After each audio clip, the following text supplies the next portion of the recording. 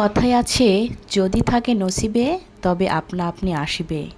আপনার নসিবে যেটা পাওয়ার ছিল, যেটা পাবার সেটি আপনি পাবেনই। সেটা আজ অথবা কাল। আর যেটি আপনার পাবার নয়, আপনার নসিবে নেই, সেটি আপনি কখনোই পাবেন না।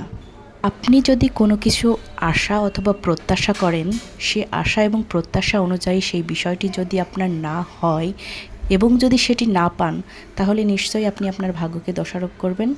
তবে একটি কথা আমি বলতে চাই, আপনার ভাগ্য একান্তই আপনার কর্মের উপর নির্ভরশীল। তবে বিধাতা যদি চান, কর্মের দ্বারাই আপনার ভাগ্যকে পরিবর্তন করে দিতে পারেন। আমরা যে ধর্মেরই হই না কেন, আমরা প্রত্যেকটা ধর্মেরই মানুষ সম্পূর্ণ সৃষ্টিকর্তার উপর নির্ভরশীল। আমাদের সৃষ্টিকর্তা যদি চান, তাহলে মুহূর্তের মধ্যেই আমাদের ভাগ্যটাকে পরিবর্তন করে দিতে পারেন। মানুষের জীবন ক্ষণস্থায়ী, অথচ এই ক্ষণস্থায়ী জীবনটাকে নিয়েই আমাদের কত হিংসা, কত অহংকার। জীবনটাকে বিলাসিতায় যাপন করার জন্য আমরা কত কিছুই না করি।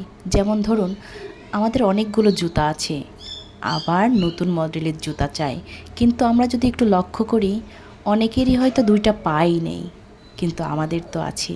আবার অনেক সময় দেখি যে অমুক সানগ্লাস পরেছে, অনেক দামি, আমাকেও একটা কিনতে হবে।